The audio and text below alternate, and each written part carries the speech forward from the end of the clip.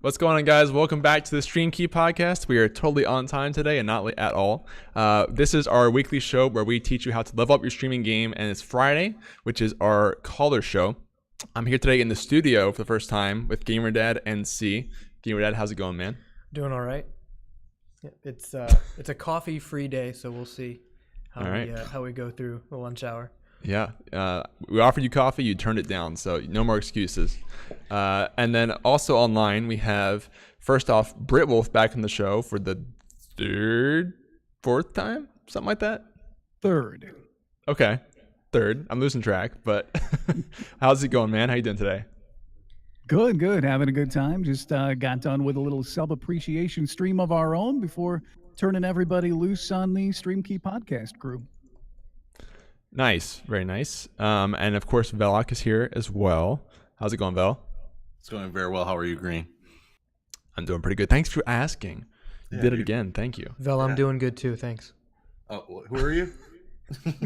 Not important. So, guys, again, this is the Friday show. So if you haven't seen this before, we take callers now, again, on this show. So if you want to call into the show and give us your take, you can do that. I should be looking over here. So to do that, you can type !stream key in the chat. That'll give you a link to the Stream Key server. And just go in there. You can either join a voice chat or you can just type in there. Let us know you want to come on. We'll queue you up to come on the show with us on the screen here. If you can't get to video for some reason, you can also just do audio, or you can just type in the chat with @TRUgaming and we'll answer those questions as well. But so while we're waiting on people to jump in there, we do like to start with general news. So I'm going to run through. There wasn't a whole lot of stuff this week that I saw for news. So if I missed something, let me know.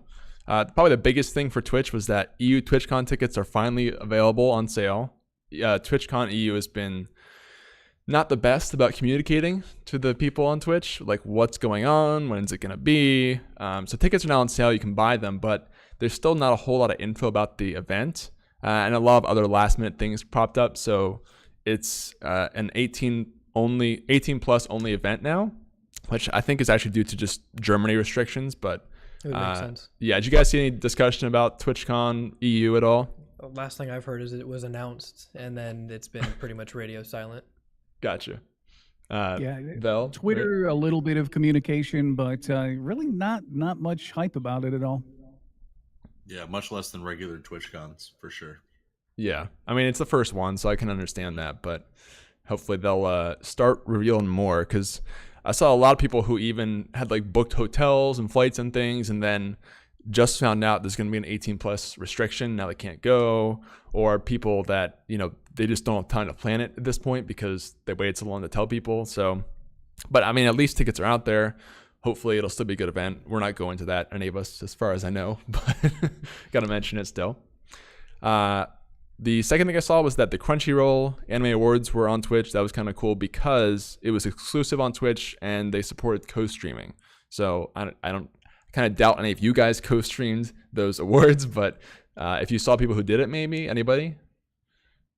No, and I would have, but it was just outside of my time. I'm kind of an anime fan, but a lot of the stuff they have for co-streaming is not in like my time frame, so it just doesn't work out. But I'm hoping they start opening up more content to co-streaming and more things, because I personally think it's great. Right. Yeah, that's one thing that we were talking about before. They're apparently focusing really hard on this year, so hopefully we'll see some more things come out. Like we talked about NFL before, and other things that they're trying to push onto co-streaming. So that was kind of cool. Just want to mention that. The last thing, which is probably the one that will lead to the most discussion, I'm guessing this week, was not really like one particular event so much as just a big thing that's been happening on Twitch over the past couple weeks. And Veli's very excited about it. Apex has been blowing up and setting records actually for viewership on Twitch, which is pretty nuts. Even over Fortnite. That's one thing I would love to get callers about, by the way. If you guys want to talk about, if you think Apex is going to stick around, if it's just a fad, if Fortnite's going to come back and kind of knock it back down, I would love to get calls from you guys about that. But there were a few records set by Apex over the last week. On launch day, so this was February 12th. Did it really only launch 3 days ago? Am I reading this wrong? I don't know. That's the Twitch Rivals event, I guess, was the launch event. I think the event was, Right. Okay. It's set. I think it was the 4th most watched game in a day that day, if that makes sense. I have a link for it. I'll put in the chat. That'll make much more sense than what I'm trying to explain. But basically, it was essentially the 4th most watched event in one day on Twitch since 2015, if I read that graph right.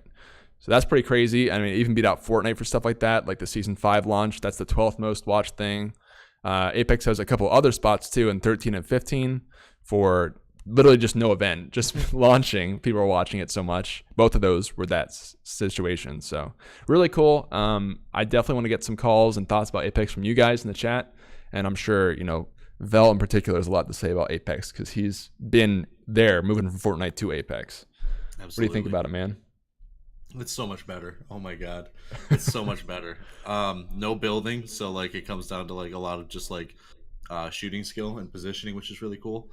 Yeah, and did I mention no building? That's pretty great. That part's kind of good. Yeah, it's very good. Absolutely. Nice. Yeah, I definitely cannot do the building myself, so I like Apex so far. Still haven't played it, but I still like watching it. So. But yeah, that's most of the news that I saw over the past week, guys. So if I missed something, let me know. GamerDad, Britt, Vel, did you guys see anything big, major that I may have glossed over or not seen? I haven't caught any other big news. I think Apex has been so big it's overshadowed any other news that might have been out there. Yeah. It's just, I think everybody's been itching for some new content. Fortnite's been great, but we needed something different since other games like PUBG kind of vanished. Right. So. Yeah, PUBG has been really tanking. I mean, oh yeah. I don't know who plays that game anymore with the Apex are out. So, yeah. Cool. Well, guys, we'll get into the viewer callers and questions and things. And it looks like, I think our good friend Vlad is ready to come back on the show again. He was here twice last week, our faithful friend Vlad. So if they're ready in the production room, I will attempt to call him here in just 1 second. Add him to our call. He has the best accent of anyone that's come on the show by far. So sorry for those of you who've come on before. His wins. All right. We ready to go? I'll give the guys in the booth a few seconds. But yeah, guys, anything big in the last week for you guys' streams maybe? I know Belly's been doing Apex, but Britt, what have you been up to in the past week, man? Not a lot interesting. My first time in Star Citizen, but otherwise, not much. There's a lot of games coming out that I'm looking forward to. Civ 6 expansion is dropping today. And of course, Anthem early play starts. But since I'm busy doing other things, I'm not going to be playing that today. But definitely on the horizon. That's probably the biggest thing I'm looking forward to, as I'm not a Battle Royale player. I've heard a lot about Apex. It's just not really my genre. It's kind of nice to not hear about Fortnite so much, though. And I just don't know what all of the 10-year-olds are going to do now that Fortnite is going to start tanking. But what are they going to play? Actually, I saw a lot of jokes about that. People hoping that the 10-year-olds stay on Fortnite so that everybody else can play Apex. They'll go to Overwatch. It's a win-win. Overwatch, I don't know, man. That's a whole nother topic because that's been yikes. But yeah, that remind me of the game. I already forgot it. Whoa, that's loud. Britt, what were you playing? I played some Star Citizen, which is a space sim that's been in early development for like forever. But yeah, looking forward to Anthem. And I think a lot of people are. White Shadow from TRUgaming has been talking a lot about that game. And I have a lot of high expectations or high hopes for Anthem, I suppose. And that'll be like a next week kind of thing. This week was a little more chill, kind of getting my foot in a few different games. And then today, just before this, we had our little sub appreciation stream, which is something I've been trying to do monthly now, with special giveaways and some special things just for our subscribers as a thank you to them as we continue to grow. So I just like doing as many of those little fun events and getting involved with our community and giveaways and stuff as I can. So that was our today, just prior to the podcast. Gotcha. Oh, guys, we are super loud. You're in a cave. God, working on this studio, guys. Bear with us a little bit here. There we go. The bad I can finally hear myself think again. GreenChord and GamerDad. But yeah, so we actually can't really hear Vel and Britt right now. We're working on that. Stay with us, chat here. And I know we have our good friend Vlad waiting in the chat here. We should get him on here in a second. Yeah, I saw White Shadow was streaming Anthem this morning. He probably still is. Yeah. Because it doesn't. Well, I guess it released at 10 this morning, right? That was the official 10 a.m. release. Eastern. Mhm. Yeah, that's pretty cool. Yeah, he's going pretty hardcore into Anthem. Mm-hmm. Yeah, Anthem. I feel like Anthem and Apex sort of are fighting for the same demographic with their game. No, well, But I they're, don't but think they're they're also achieving necessarily the the same thing same. within their own separate spaces, right? Because Right. some people have compared, I guess, Anthem a little bit to Destiny.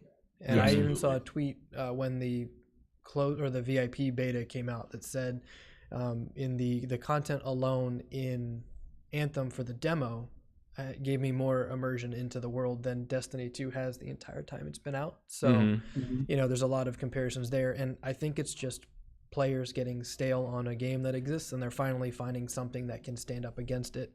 Yeah. And there's that big fad. And it's going to probably stay a fad for quite a while.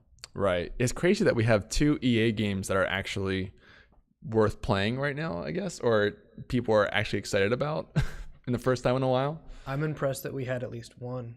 Yeah, seriously. So. It's pretty crazy. All right. Well, Vel, Britt, maybe we can hear you again now. Hello? Can you? Nope, still can't hear you. We're working on that. Hang tight. Guys in the chat, by the way, thank you for coming out and watching. Working on this new studio stuff. You can see it's all fancy, so there's a lot of cables going everywhere. But I think it's going to end in a lot of cool content coming out here pretty soon.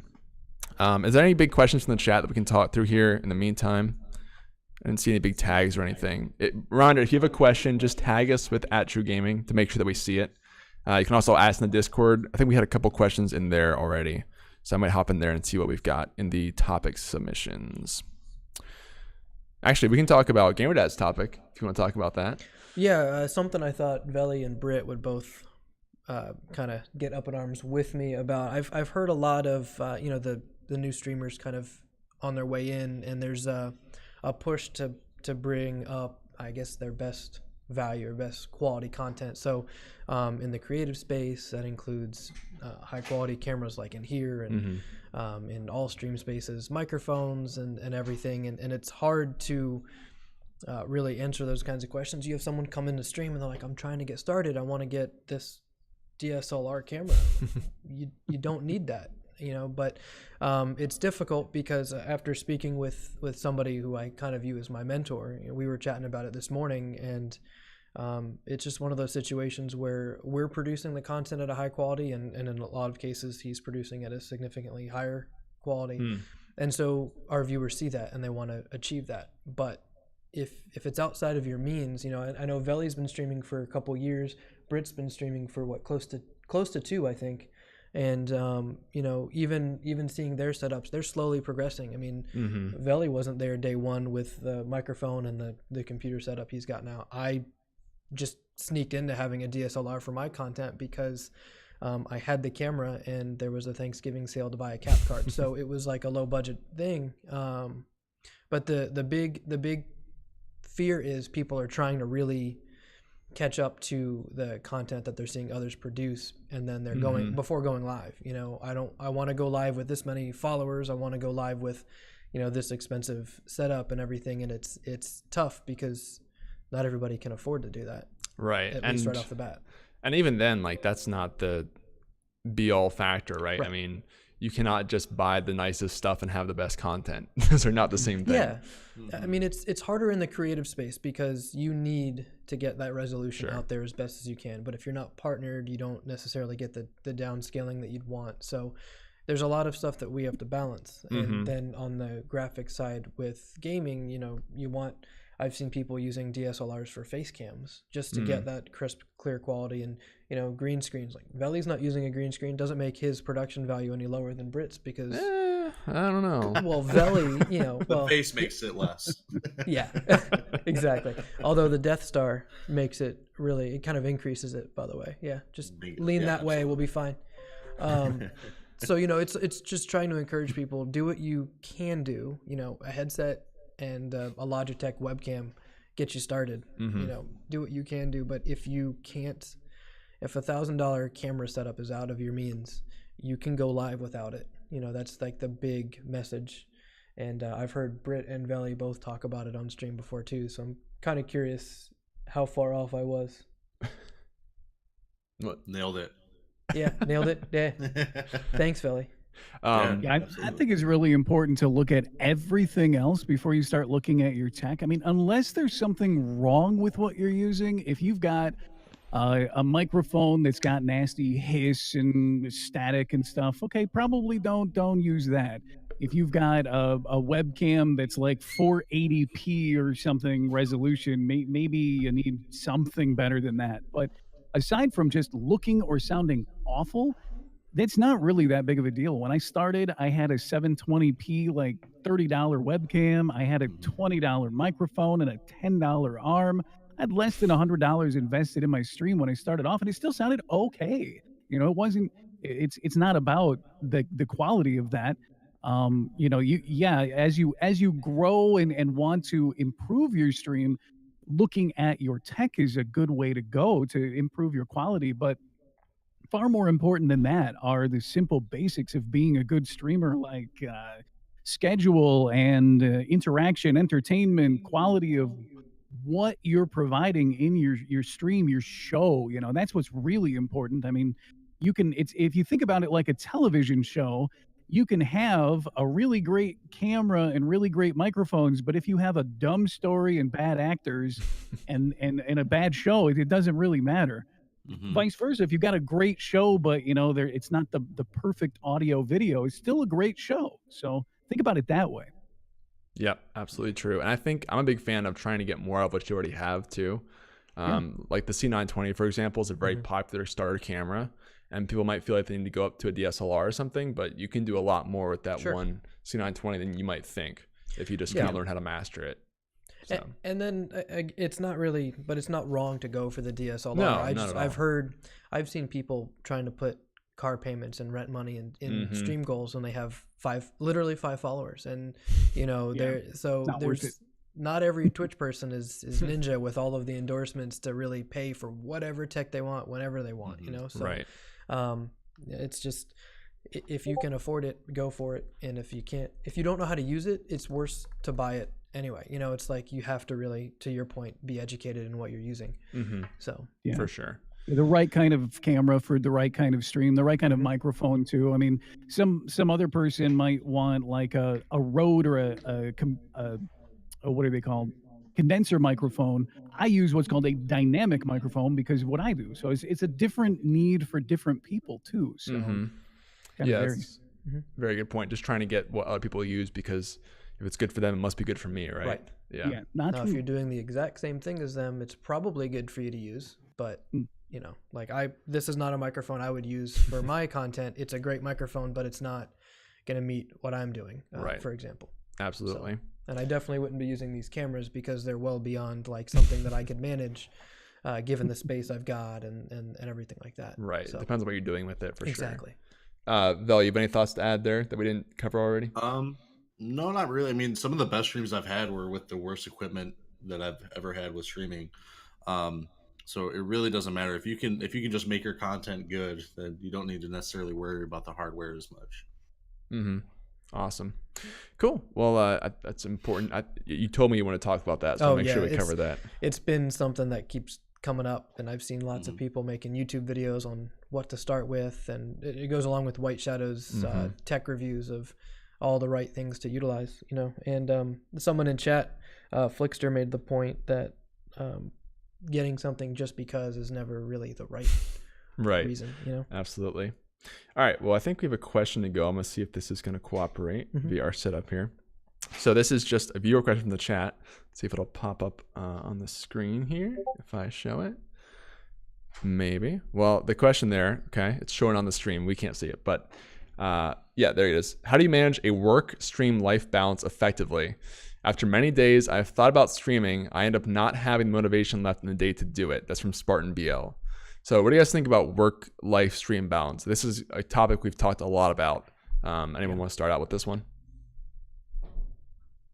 I can throw some info in there. That was the number one thought for me when starting, because I'm married and I do work. I work from home though, so I've got some leeway, and I have a child. We have a son. So for me, family was always number one, and I didn't want to do anything that was going to cause problems with that. So when I was thinking, the schedule is like number one thing. Make sure that whatever you choose, whether it's time of day or duration, isn't going to either cause you stress or mess with your personal or professional life.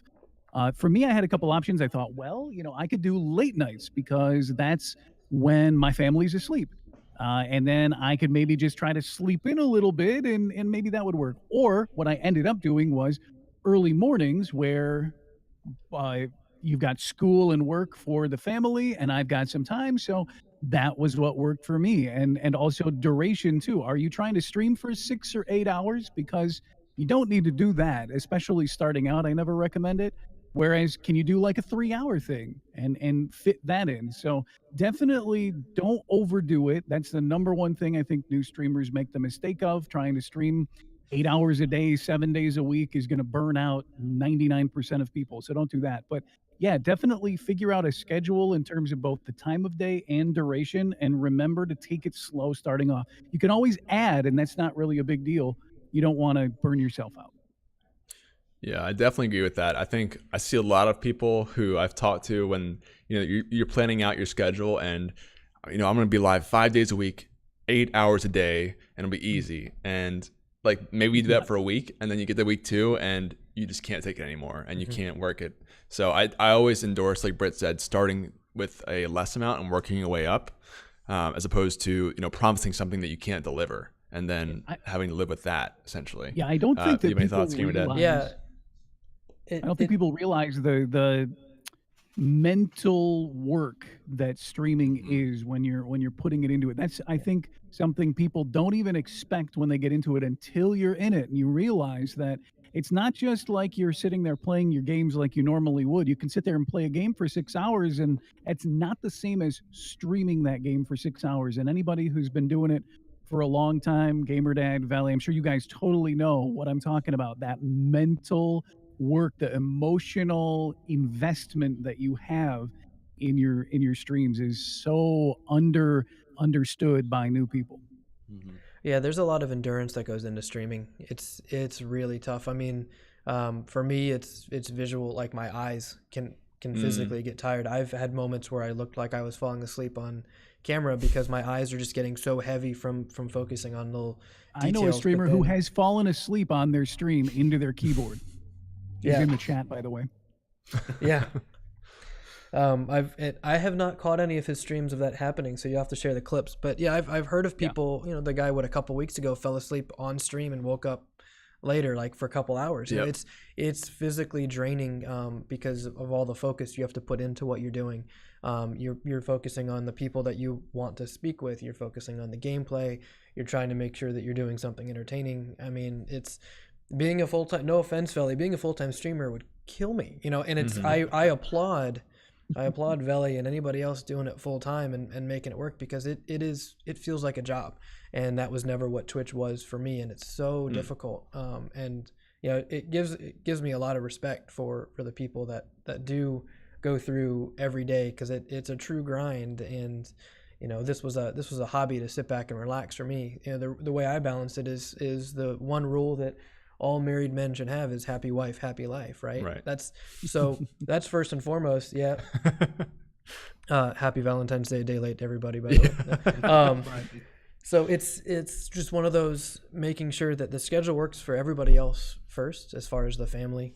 Like Britt had that decision, late night or early morning, and I know a little bit about his routine, and it's tough because you have when the family's home, everything else around you is going on. I know it's tough for Veli some evenings to stream, even with the pooch being there now, right? And then his wife being home later in the evenings. You want to be with them, so there's a lot of distractions to pull you away. So how many hours a week do you stream, Valanka? If you can share that with us, how many hours do you think you stream on average, if you were to round it? Yeah, so I do. I guess it'd be somewhere around, what is it, about 5 or 6 hours, 5 days a week, and then an extra 6 hours. So what's that, like 20, almost over 30 hours, something like that? I stream about 25 to 30 myself. GamerDad, how many do you think you do? I run 3-hour streams, so probably 12 to 15 a week is my max. But the effort, the time going in behind the scenes. There's more, Is- yeah, right. And Yeah, that's not I counting would- off-stream stuff. So, Right, but you can even see people who are even established communities. They've got 12 to 15, 25, 30. But you don't need to stream 40, 50 hours a No, week. Is definitely kind of the not. point to be able to be successful as a streamer. So even people who've been doing it a lot, Valley and myself, we don't stream those kinds of hours. It's not really necessary.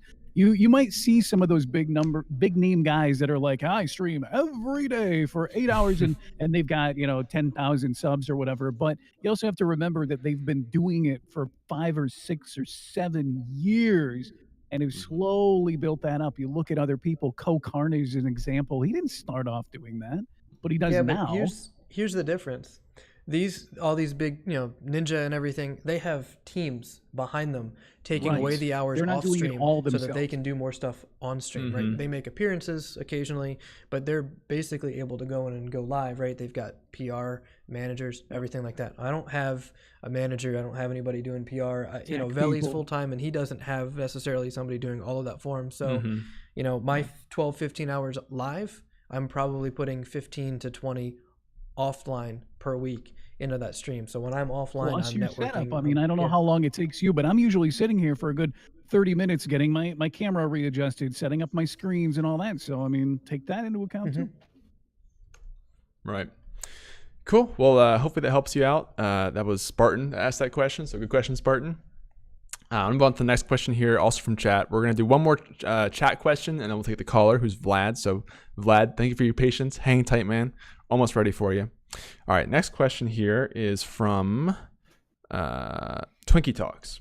So the question is, there's this debate going around Twitter. A PR person posted saying that companies look for streamers that only establish themselves in one game and numbers in that game and don't prefer variety.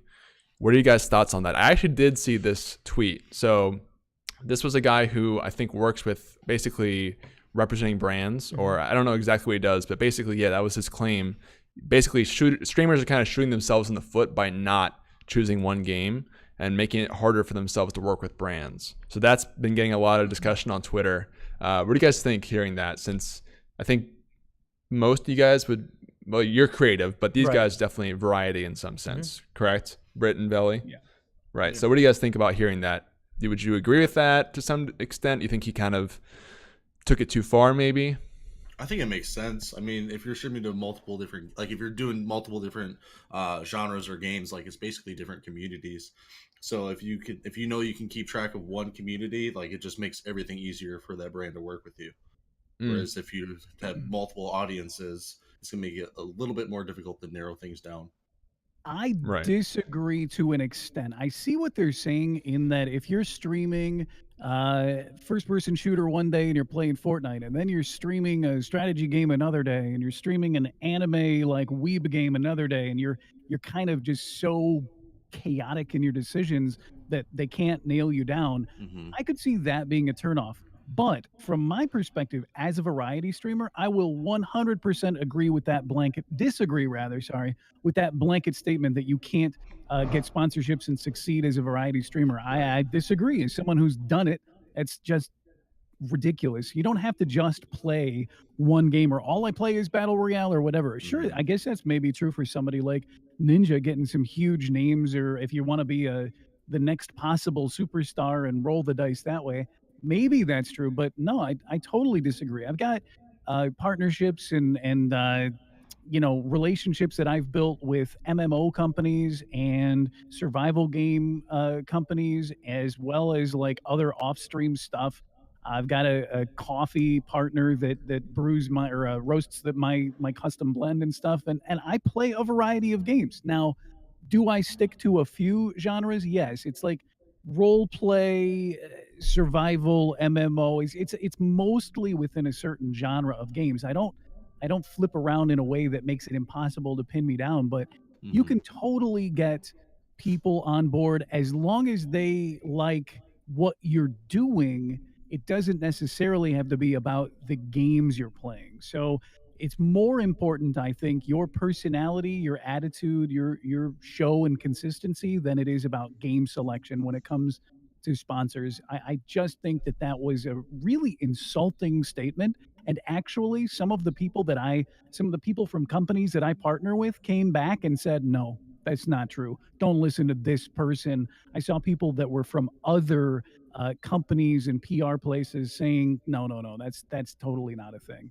So Right, you might and have actually a few that's- that'll turn you down, but there's a huge majority out there that aren't that picky. Right. Yeah, I have a lot of feelings about this one. I think you brought up a good point. There were big other people similar to that who responded, and also streamers. So you saw like Carnage actually responding, who is like the variety streamer on Twitch, and saying, I didn't have that problem at all, and I think this is wrong. And the guy who originally made that statement was like, oh, you're Cone Carnage, you're the 1%. Of course you're accepted. But then, really, I think the big problem with this is that it's really short-sighted, and it seems like he's maybe not the most experienced with the space, just because, again, like if you're going on paper, sure, the fastest way to grow maybe is to stream one game. You can make a stronger brand association, but that's like the short-term approach to growth. Whereas long-term, if you do that and the game dies, or you get sick of a game and now you're locked into that genre, good luck getting a sponsorship when all the viewers move into a different directory, and now what you brand yourself around doesn't work. So I would say that, like Brihtwulf said, it was kind of just way too overgeneralized, and there would have been a better way to say that than just to say like, hey, streamers, you're idiots for doing this. Stop doing this. Instead of maybe just suggesting, hey guys, maybe you should tie in a genre with your content to make it a little bit easier to do something. Yeah, and given the amount of partners that are out there on Twitch and affiliates and just brand new streamers, I look at partners as kind of the 1%, and that's where the audience you would focus that comment on. All these new streamers coming in, I'm like, wait, guys, pay attention to the context. Like, if you're trying to run a business, if you're trying to build up and build a brand in a specific way, this is one of those problems that you need to face. You need to decide if you want to be a variety streamer and go after partners and go after sponsors that way, versus putting yourself into one single game. I mean, all the new younger streamers trying to get into this are hearing that, and that's a bit discouraging, because they're like, well, then do I have to play Fortnite? Do I have to play Apex? All the big streamers are there and there's no space for me. Like, it's gonna, I really think it shoots them in the foot. All the big partners don't have any issue with this. I'm not a partner. I'm a small little streamer, and I have no issue with this. Like, I can stream whatever I want, and it's a matter of keeping my community in the loop and engaging the community, because that's where you'll get your viewership. Absolutely. Yeah, and people in the chat are eating this one up, so making me happy there. Any last thoughts on this topic, guys? I think a lot of viewers, as a Twitch viewer myself, I don't just stream, I watch shows. I prefer variety. I don't want to watch the same exact game every single day. That's just not how I am. And I think a lot of viewers are that way. And so having variety is actually a great thing. A lot of viewers like it, and it just allows you to appeal to more people. I know alerts come out of my phone. That's interesting. But yeah, I definitely agree. And I still think there's value in branding yourself around a certain game. Like, that's undeniable. I mean, yeah, brand's important. Absolutely. And I think, again, if you looked at it on paper for like, if you want to grow on Twitch as fast as humanly possible, that's probably, I would argue, the faster way to grow, if like you just brand yourself around one game or genre. But again, it's so short-sighted that you miss that long term, that, maybe you get 3 deals in the next 3 months and then 0 for the next 2 years, as opposed to variety where you get none now, but then 10 later down the road. So good question though. Twiki Talks, thanks for bringing that up. I think we are finally ready for callers. So let's get Vlad in here in the call. We're going to transition him in here now. I'll add him. Should be good to go. He's got friendly neighborhood Vlad. Excuse me. How dare I just type in Vlad there to add him? Jeez. All right. Here we go. Hello, Vlad. Well, hello, everybody. There he is. How's it going, man? Pretty good. Hold on. Hold on. It's coming. Here he comes. Here we are. Hello, everybody. Hey, Vlad. Looking good, man. How's it going today? Pretty good. Today is the suit reveal. You guys are seeing my super suit finally together. That looks awesome, man. Very nice. Looking good. It's taken 5 months. 5 months? Wow. Yeah. That's crazy. What do you want to talk about on the show today, man? So I've kind of realized this in my own streams and seeing it on some other people's what are some ways and methods you guys kind of get out of a funk when you're on stream? So maybe you're not feeling as enthusiastic, or you're really getting your ass kicked in the game. How do you guys kind of break out of that? So when you have kind of a slow moment, or you're getting tired or something on stream, something to kind of re-energize you a bit? Yes. I'm going to throw this to Veli because we did an entire episode on energy. So, Vel, what do you think, man? You gotta just man, it's tough. Even like I've had it happen a couple times even recently. You gotta play some music or jump around, get some coffee, do something. Like I really don't like having bad streams, and for me I usually just blast some Backstreet Boys or something, and I'll chug coffee until I can't chug coffee anymore, because being as entertaining as possible is the most important thing.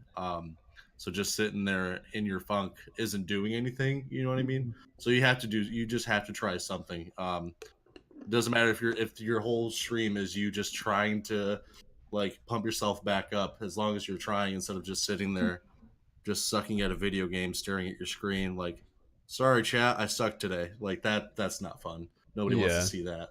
Yeah. Absolutely. But I just want to say, go ahead, Britt. I'll let you talk first. Yeah, I was gonna say, I love the coffee thing because that's totally my go-to. Take a breath. Everyone. Take a drink of coffee, kick Apparently back. not me today. My other thing though too is stop playing what I'm playing for a second and talk to my chat, because I like getting chatty with them anyway. Pun intended there. And they often, I find, are more uplifting than I'm probably being to myself in my head if I'm making mistakes or doing stuff dumb or whatever's kind of setting off my attitude in a downward motion. I find that stopping and chatting with them is often kind of able to help get me back on the right track too, because I've got a very positive chat. And so just kind of expressing myself a little with them and kind of getting some feedback and interacting with them a little bit is often enough to kind of, help out a little bit too. So if you've got a good chat, stop and talk to them for a little bit, because they'll probably help set your mind right too and help you remember what you're doing it for in the first place. Awesome. Yeah, I like that. I want to mention too the coffee thing. I think it's not a coincidence that so many streamers are so into coffee.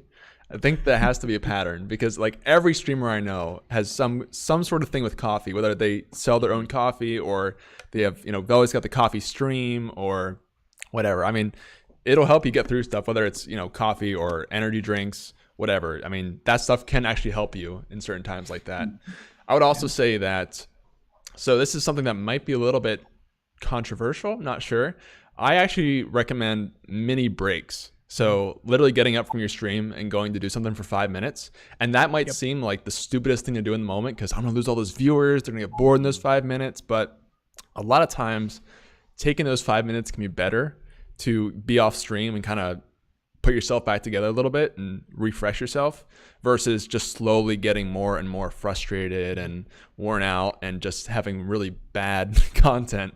And, sometimes I think if you do that, you might want to end the stream after that break if you're just realizing, this isn't it. And I don't think that's wrong, because sometimes I'd argue it's better to not stream than to do damage to yourself on stream. Yeah, so that's why I recommend breaks a lot. It might be very hard to make yourself do that if you're like really into it, especially if you have a lot of viewers or something and you don't want to lose that. But I think in the long run, it'll help you out. I think you can break up your overall stream content as well. Though. Because you can, I recommend every streamer set up a fun little like BRB screen, which I do because I'm going to be 40 in about a month. And I need to get up and move around a little bit, or I start to get kind of tight and sore a little, I'm an old man these days. So I recommend everybody set up a nice little BRB screen. Mine just happens to be slightly animated. It's got a screen in the middle of it that shows the current screen of the game I'm playing, but I'm not on it. There's no like empty chair stream or anything like that. I've set that up. The chat pops up. Maybe turn up your music a little bit. So if you're worried about your viewers getting bored, turn your music up a little bit. Step away. I do mine for like, a stretch, fill up my coffee, bathroom break, whatever you need. Take little breaks. I totally love that. And I think every streamer should do it. But it doesn't have to be something you worry about losing viewers from. Set up a little screen, take a 2 to 5 minute break, decompress, stretch, do whatever you got to do, and come back. I've never had a viewer complain about the BRB screen, honestly. So Yeah, and even Flickster in chat saying the same thing. Some people encourage the stretch breaks. I think that's honestly, I think that's actually a very important thing that doesn't get discussed on Twitch or isn't there enough, because especially when you're streaming for like 8 hours at a time and you're sitting there for 4-hour segments not moving, like we have to do better with moving. I mean, I'm married to a PT, so I'm a little biased, but I still think like that's really important. So it's great. It helps just me getting up and stretching a little bit every hour to 2 hours, because I do about 4 to 5 hour streams. And getting up in a little stretch is actually really helpful, kind of loosens things up, and it makes me feel better too. Just a little slight mental break and then jump back in. So, absolutely. Great idea. Well, I think it comes down to breaking up your content too, because you get bored yourself if you're playing the same game over and over and over for a few hours and all you're doing is staring at the same screen. You could really lose your focus as well, and your viewers pick up on that, because we all have real life outside of our stream, and it's not possible to always block out real life, whether you have an issue with your spouse, bad day at work, or just not feeling all together that day. There's all sorts of things you can do, and I've seen where either myself and other streamers, you might have something to kind of break just the routine of that stream. My wife will come and visit when she's going off to bed. She'll sometimes come talk to people. I've seen other streamers have people that are in the house come and visit and say hello, or just switch it up in the middle to a different game, or spend an hour talking like Brit on a good day, sometimes longer. Just going live, playing the game, and just going all into the game is going to really wear you down. And I'd also say rely on your mods, because if you've got a good friend that's going to mod with you, they're not always modding your chat, they're modding you. I've had messages on Discord where someone's like, "You all right, dude? You look a little down." I'm like, okay, so maybe I'm looking a little too worn, and I'll try and up the energy a little bit, or go take that stretch break or something like that. So your mods do more than just check out the chat and do shout outs for other streamers that come in. Like, there's so much going on. I've got a couple of alerts that I play that friends can come in and trigger when they enter chat. I've seen other people do all sorts of, Brit's got the coffee break alert and other things we can do to mess with them. Different interactive pieces really help keep just the monotony around the stream, really keep it down. So everybody, Veli, Brit, and I know all have something unique that we can do to break up our own boredom, because I hate to say it, you can get bored just going 4 straight hours staring at a screen. You really can. You gotta be careful from a about viewer that. standpoint, I actually think it's awesome when like GamerDad's wife comes in and it says hi on the screen, and you're like, "Oh, look, it's Hyperbomb, that's so cool." And other streamers that I watch, when their like wife or husband pops in, and you're like, "Oh, hey, what's it?" It's actually really cool. Sometimes you or even they might think that it's like disruptive or whatever, but as a viewer, and I think most viewers would probably agree with me, it's actually kind of cool. It's like you're getting a little insight into their personal life and their family life and stuff, and it's almost like a rarely seen celebrity. It's kind of cool, I think. So I think it's neat. Absolutely. Yeah. It kind of goes back to what we talked about last week. If you guys saw that, where sometimes like that might be something you can do, or maybe you have a spouse or friends who aren't as supportive. So don't feel like you need that if they're not going to do that. Yeah. Oh yeah. You don't need to, but yeah, it is cool though. I agree. Vlad, any thoughts or follow-up questions on any of this? One of my lovely mods is actually in the chat, Rowan. He brought up the fact that I have a command called Stronger. It's where I do exercises based off of what my viewers want to have done. So I have that, I have dance, I have victory pose, so it gets me out of the chair, gets me moving. So that's things really like cool. that kind of break up mine. Yeah, I like that a lot. That way, it's the viewers are actually helping you do that, and you don't feel like you have to do something they don't want to see. That's pretty cool. Yeah, and that'll help you break things up too. Even if you like plan in maybe halfway through the stream, you'll do something like that, like a dance or something like that, just to kind of get your energy going. I know from my perspective, we do on the creative side, sometimes we'll do whip sessions. So we'll run through and let our viewers submit photos of the work they've been working on, and now I'm not staring at a model anymore. I can relax my eyes, I can sit back and relax. So if you do something with your viewers to cut your stream in half, so to speak, or throughout at some point when you're kind of feeling run down, incorporate that in. That'll help you to not feel so run down. Cool. Anything else, Vlad? Nope, that'd be it from me. I appreciate it, guys. All right, man. Thanks for calling in for the third time in 2 weeks. Appreciate that, dude. I got you guys. Helping us get that content. Awesome. All right, man. We'll see you later. Thanks for calling. Can we just have a moment for that cosplay? That's an amazing, like, the effort behind that. It's not a cosplay, man. That's him. Okay, so that's Vlad. Excuse me. It's This awesome. is now my work gear. So Your work gear. Okay. Well, even better. That's awesome, man. Oh, yeah. Thank you so much. get it, guys. We'll see you later. All right. Cool stuff. All right, so we have another question ready to go here. Let me pop that up here in chat just 1 second. We have the fancy little slide-ins now, so. Ooh. All right. Pop it up here now. So Dad Trash Games asks, what is the best way without being annoying to get your channel plugged? Which is interesting. So everyone always talks about how bad self-promo is. What do you guys think? What's the best way to plug your content without doing it in a scummy or annoying way? I don't think there is. I know that sounds crazy, but I'm gonna give the probably unpopular answer of there's no good way to self promote like that. The only way to really promote yourself, as far as a helpful manner for you, is doing a good job at what you do and developing legitimate relationships and friendships with people in the field that you can share with one another. It cannot be this self-promotion kind of relationship. You can benefit from what some people might call networking. I don't like that term, but friendships with other people in streaming. But I don't think there is any good way to come into something, someone else's content that is unrelated to you, and promote yourself. I just don't think there's any way that you can do that without seeming kind of scummy and one-sided. Yeah, that's a good point. I mean, at least in other people's content, right? I mean, Yes. that's just so tough to do. The best way I would say, I mean, you really have to kind of pay your dues, I feel like, to do it in the right way. Like, I mean, I think of this podcast because that's what we do at the end of every podcast, right? Is give you guys the chance to plug your stuff. So, I mean, you're going to have to really give something if you want to get something yourself, essentially. You can't just walk in somewhere and drop your link and expect people who know nothing about you or haven't seen you before to want to go to that link. You have to kind of sell yourself and give someone else something first, I would say.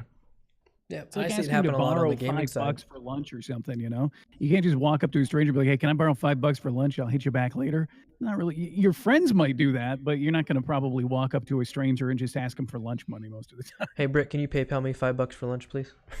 I can, yeah, no problem. So, I mean, I see this happen a lot, and not to pick on Veli, but I see it happen a lot in Veli's channel. You know, when you're playing games and you've got something like TV in your tag will really get you a lot of attention. It's pretty clear that you're streaming, so you have people who try and come into your stream and like, I'm playing right now, you know, and come follow me and I'll follow you back. I see it happen almost every stream now with as Yeah, often as you're absolutely. playing. Oof. Yeah. And you know, Is it because of game selection, or why do you think that happens, Billy? Partially because of that, and like you know, having the affiliate option be a thing.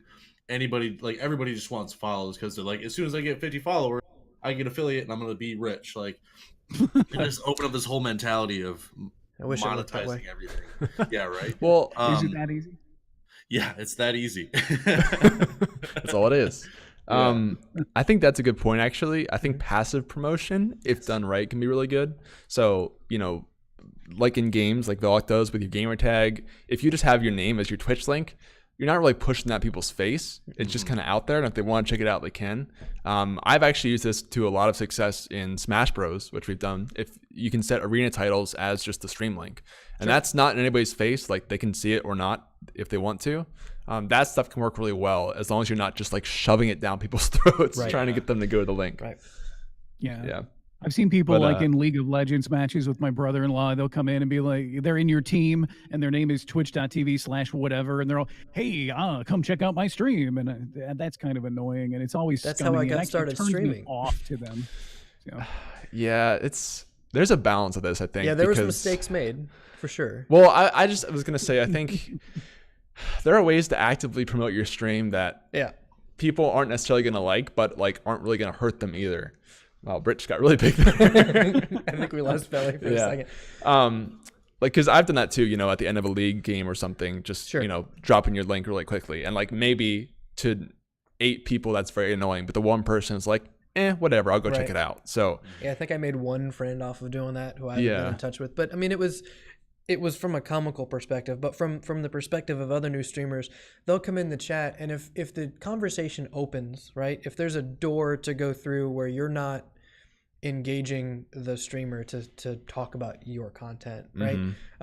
Like Veli has questions and conversations come up every once in a while about things people are trying or want to try for streaming, and Britt and I get questions about how he does some things with his overlay, or how I do some things with my webcam and all that stuff. So you can, if you have a streamer you're watching that opens the door to let you ask questions, right. it's pretty clear you're a streamer. Like, you know, what kind of webcam are you using? I'm really thinking or looking into this kind of content.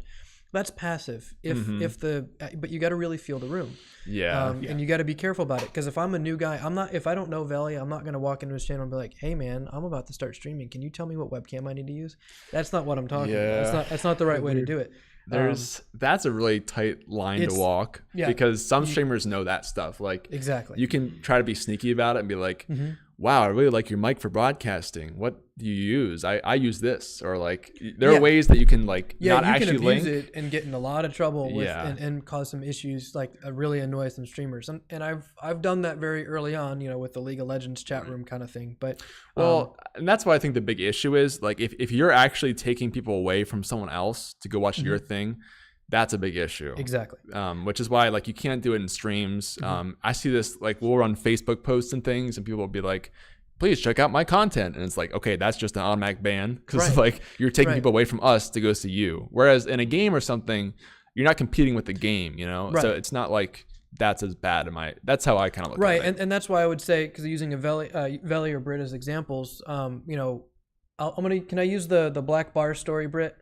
Yeah, go ahead. Okay, so we're watching Brit one morning, and a just random viewer comes in. Hey man, how do you get those black bars on your stream? Because he was doing like a cinematic mode for the game. He was doing GTA roleplay, and so he had us all kind of in that environment. We couldn't see his webcam, just the game, and it looked like we were watching a movie with the letterbox bars.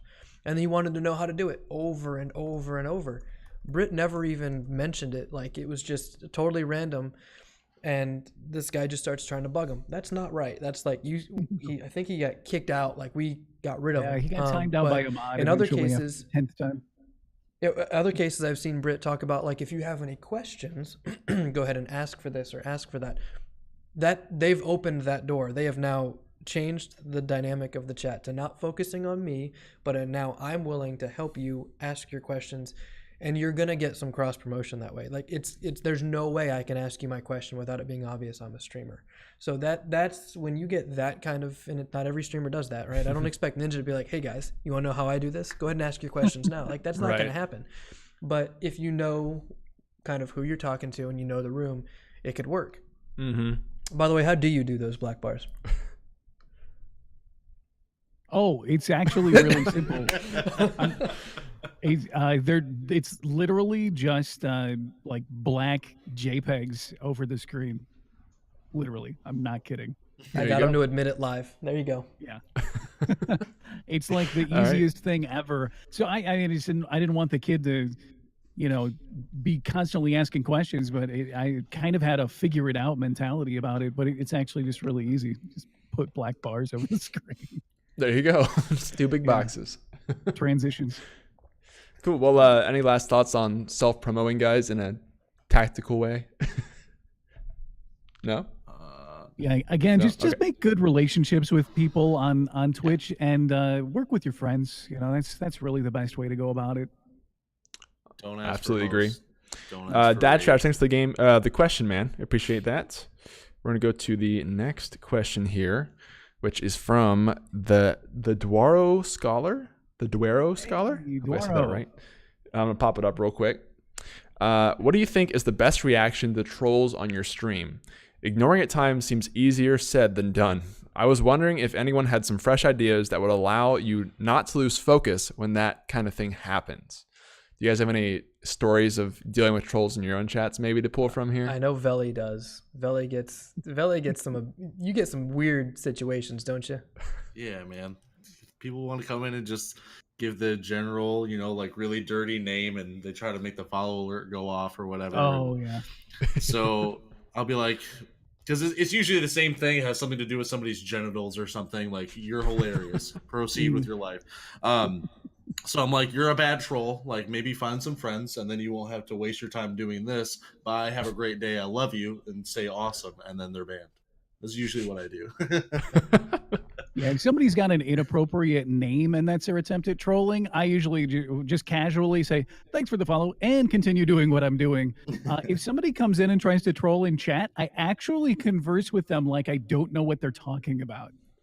And that usually works, surprisingly. If somebody comes in and says something like very memey, or as long as it's not offensive, if it's like dirty, racist, whatever, my mods are going to insta-ban you. But if you're coming in and like have some sort of like dorky meme troll thing, I will literally just talk to them like I would chat normally, and usually they just stop. So just like play stupid. Yeah, like... I don't know what that's about. So okay, and they just, 'cause they want a reaction out of you as the streamer.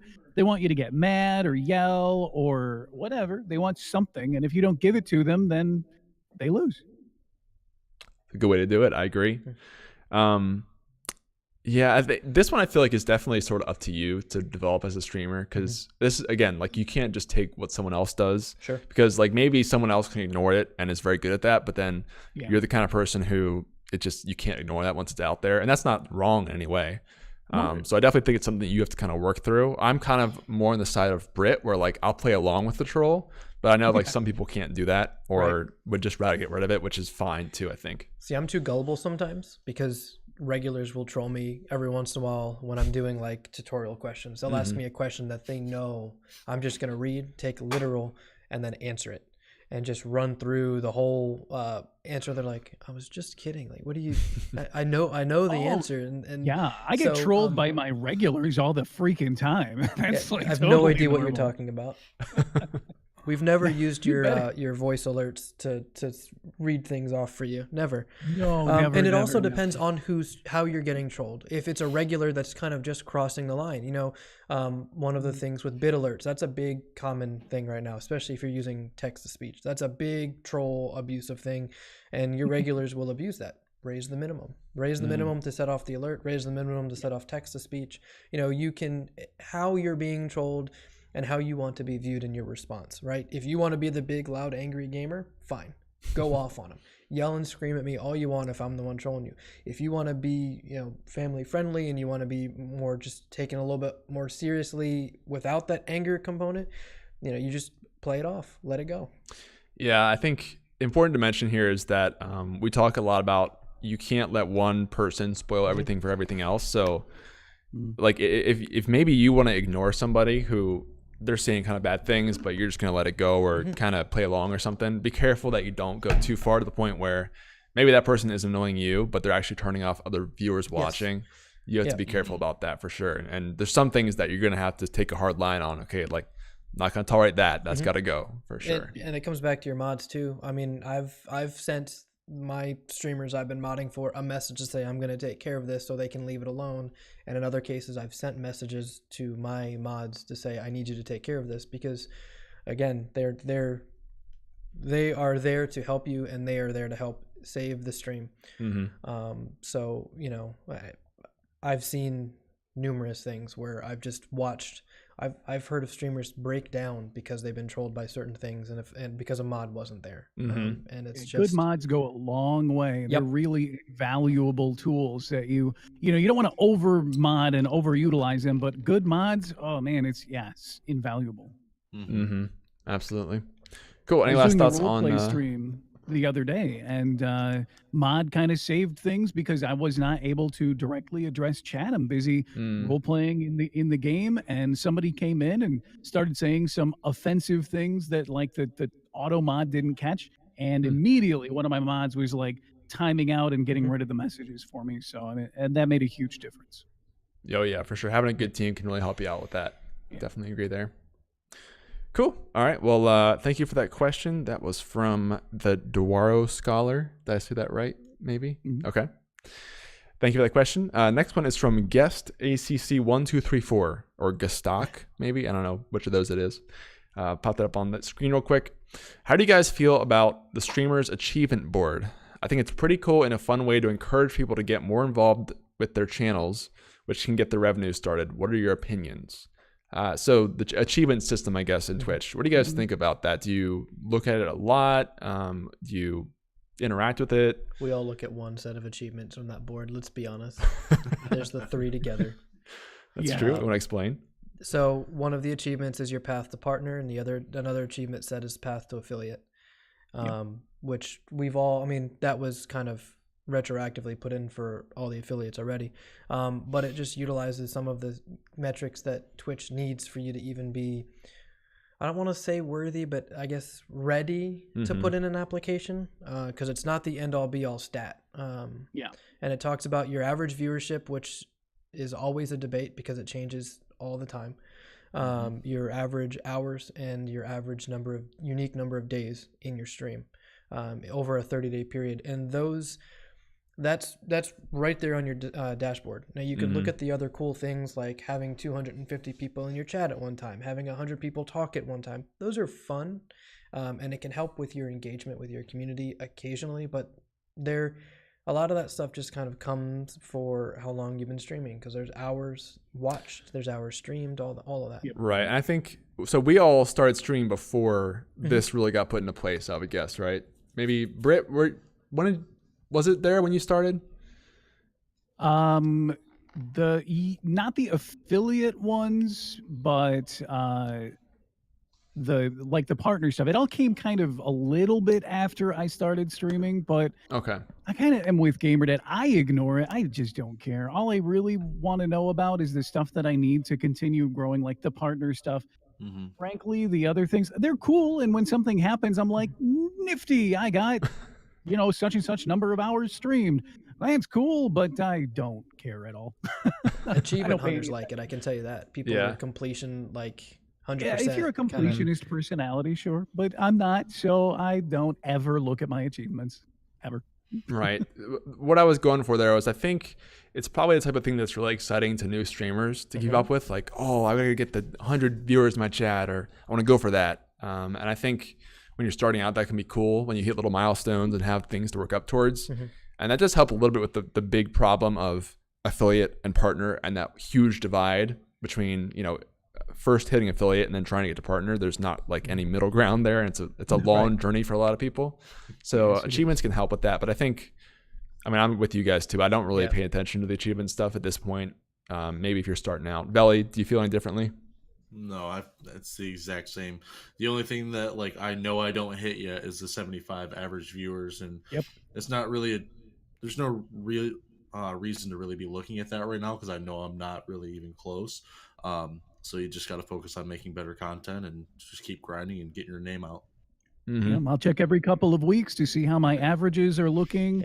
I've bumped over it once, and then not for long enough, so my partner application was denied, and then I'm just slowly kind of trying to keep it a consistent thing and get back up there again, and we'll just see how it goes. So I just check every once in a while to see how close I am to that goal, but otherwise, no.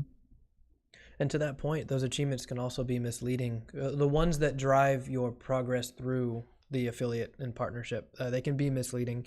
A mega raid can really push that number up, or getting some outside aid. I know Britt was featured on a game developer's website on their wiki with one of the games he was playing, so his numbers just that's what caused a jolt, but then it didn't stay there, and I went back down, and Twitch was like, well, your numbers were caused by a jolt from this. And I had another person who was applying for partner. They got some hosts, and it put them over, and they applied, and then Twitch came back and said, no, it was because of the hosts, so wait it out and reapply. So it doesn't guarantee you that you're actually going to meet their standards. It's just, even then, it's kind of a vague metric. So right. There's a lot of little things that go into that. It is fun to see one of them pop, though. Like, I didn't even realize I had that many people on my channel. Yeah. Or that many hours, cool. or It's cool. Like There's a lot Veli, of have you little had any things that go go off into yet? that. Any of the Did you have any achievements? of the big achievements go off this week? I think, yeah, I'm well, sure. I we would gotta talk imagine. about that too, by the Yeah, we way. will. Yeah, I mean, I did Segue. get a pretty large raid, so I Let's did get some of them to go off. let's go ahead because we have a break here. Let's transition to that a little bit, because for anyone who doesn't know, you want to discuss what happened? Yeah, so I think, what was it, Tuesday? Maybe Tuesday. Yeah, probably Tuesday. I got raided by Tim the Tatman for a night stream, and yeah, that was insane. This is actually my second one, and this one was handled much better than the first one. So I actually had some people stay around this time. I got some follows and some subs out of it, and I even have some returning viewers, which is really, really cool.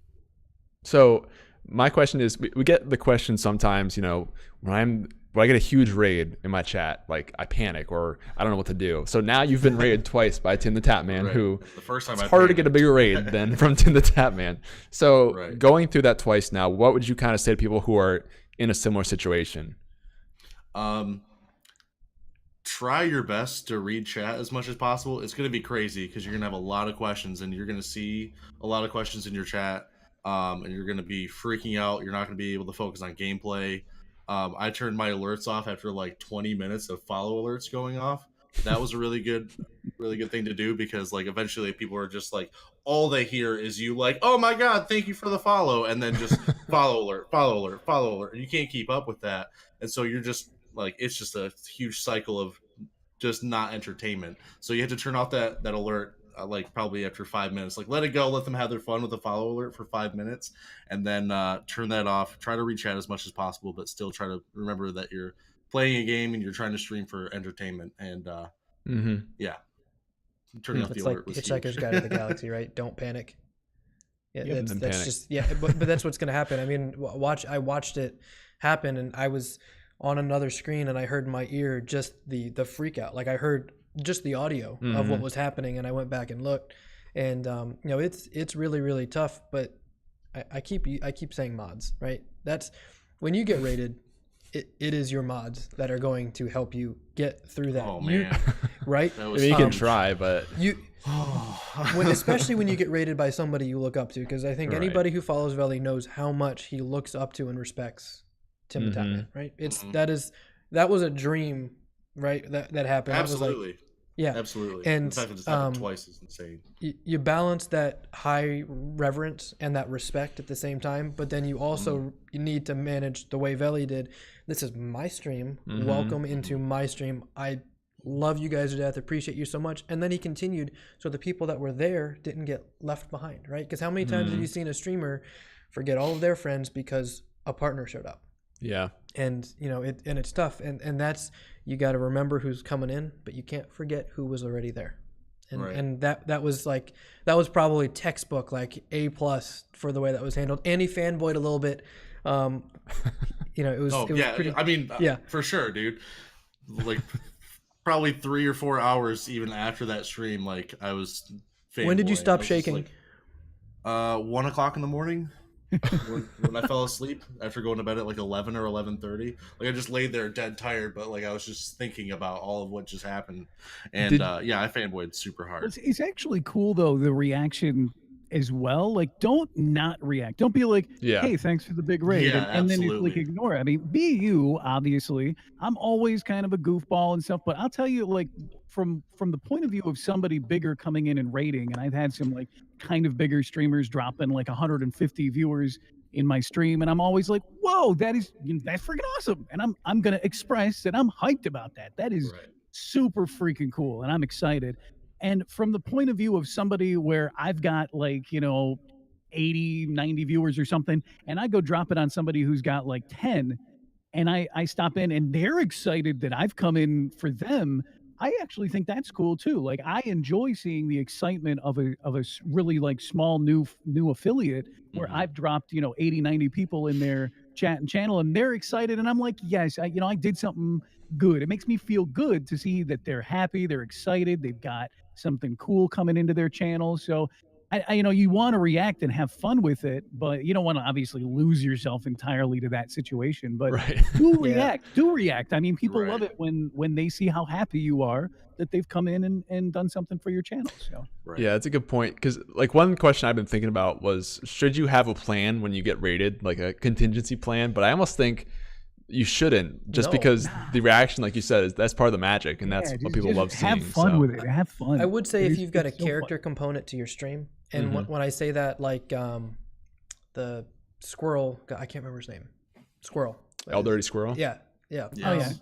You know, he's got a whole specific thing he goes through when he gets rated or stuff like that. So in that aspect, people rate in and they enjoy watching that. The viewers that are there and the new people coming in get something cool to watch. But I don't like planning what I do if I get rated at all, because that's not me. I know Veli's got a specific style when he gets a sub. Do you? Yeah, I think he still does. Your arms must be Dance like, apps, yeah. yeah, Oh, your they're arms so must swole, be just dude. super. Yeah, Here I'm fat. but- Here I'm just all muscle, bro.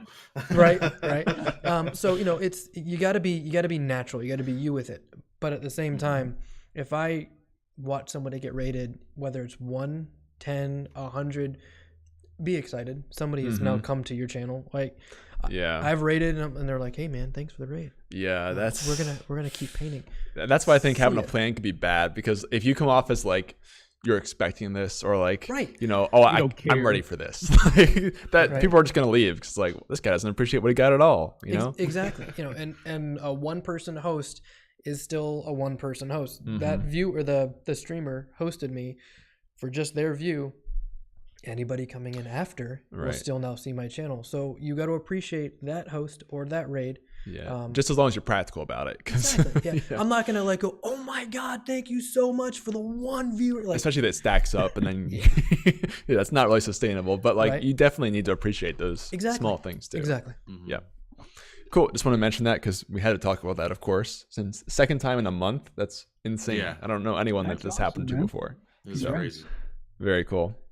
Guys, I just want to remind you that callers are wide open. So if you want to get your question answered, or just want to talk about something like Apex, whatever, that's the fastest way to get on the show. We do have text questions we're going through. We might not be able to cover them all today. I just want to warn you. So if you want to make sure that your question gets answered, calling with or without video is the best way to do that. I'm going to pop up the next question, though, which is from Morty Rocks. And that is, my biggest complaint about another streamer's channel is when mods make racist statements claiming they are joking around and the streamer lets that go on. How do you feel about that situation? Wow, this is a heavy one. So basically mods are making statements that are offending viewers in some way, but the streamer isn't really, either they not do anything about it or they don't seem to care.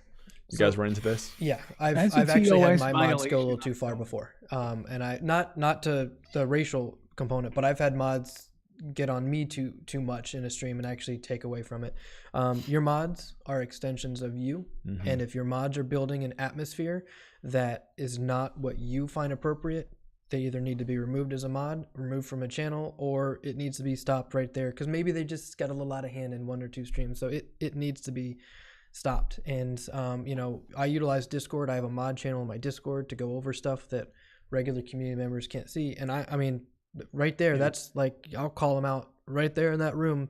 This is not happening. Like, you have to be appropriate, because anywhere you go, right, I'm a mod in Veli's channel, so if I come in there and if I'm not doing what Veli needs to have done, I'm hurting him, not me. Well, long-term me as well, because I might actually lose people from my channel as a fellow streamer, but I'm hurting him. So he needs to do what he has to protect himself. And I'd imagine Britt would do the same thing. If one of his mods got out of control, he'd shut it down and more than likely unmod if needed. If you're talking about from a viewer perspective, then you should report that mod anyway, especially if you're talking about racist and homophobic slurs. It's a violation of Twitch terms of service. You can't do that, whether they're a mod or not. As a viewer, just report either the stream or the individual, click on their name and report them to Twitch, and Twitch will handle that. But if you're talking about from the streamer's perspective, yes, first and foremost, like, don't pick just anybody to be a mod on your channel. Make sure it's people who understand what your stream is about and are going to follow the rules. That kind of stuff is not, I don't think that should be allowed in anybody's stream. So I probably wouldn't watch a stream where the streamer was allowing that type of stuff in their chat. There's no way. But yeah, I think report it if you're a viewer, and be careful with your mod selection. Be interactive with your mods. I do the same thing GamerDad does. I have a separate section in my Discord where I can talk to mods, address them, set up rules, and all of that kind of stuff. So yeah, that kind of thing should not be going on. Yeah, I think remember that this is from the perspective of this guy doesn't like seeing that in other channels.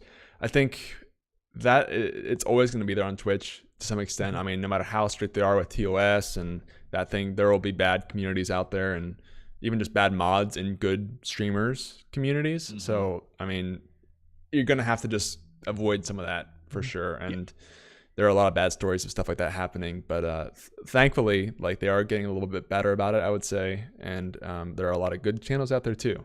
But I know Vel recently had to do something with this with his mods a little bit.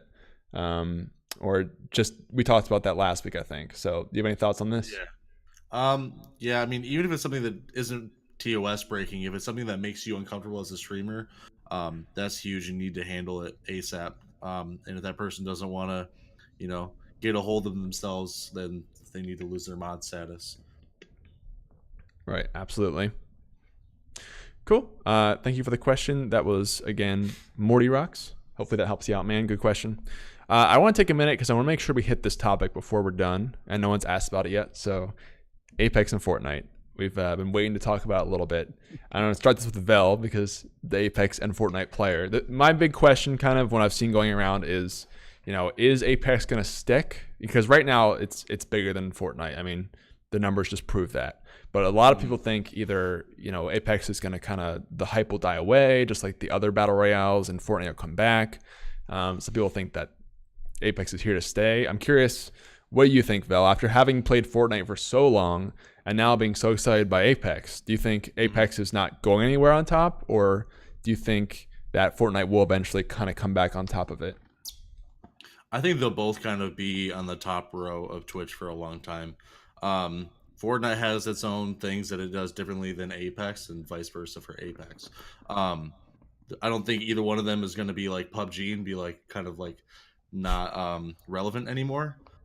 They're both really solid games, and they both have different kind of audiences and different play styles.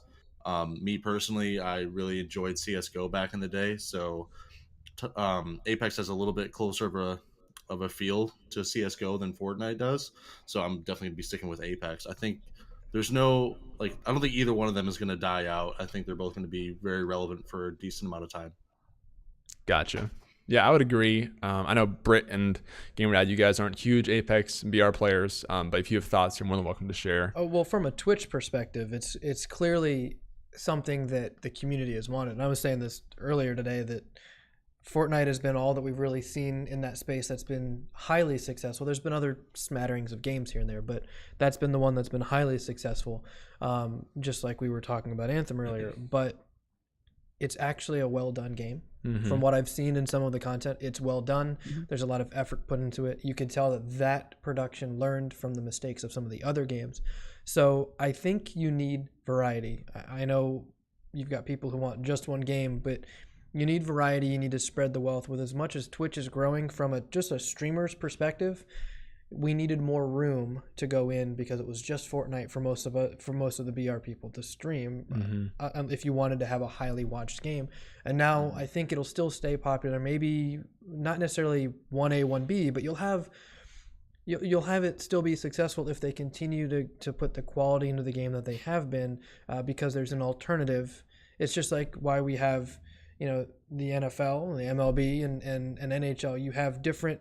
They're all sports. You can all watch them live on TV, but you might be a football fan, or you might be a hockey fan. You might like watching building in games, and you might like watching just good, clean, aiming kind of gameplay, because I'm understanding Apex is much more accurate, has a little bit more.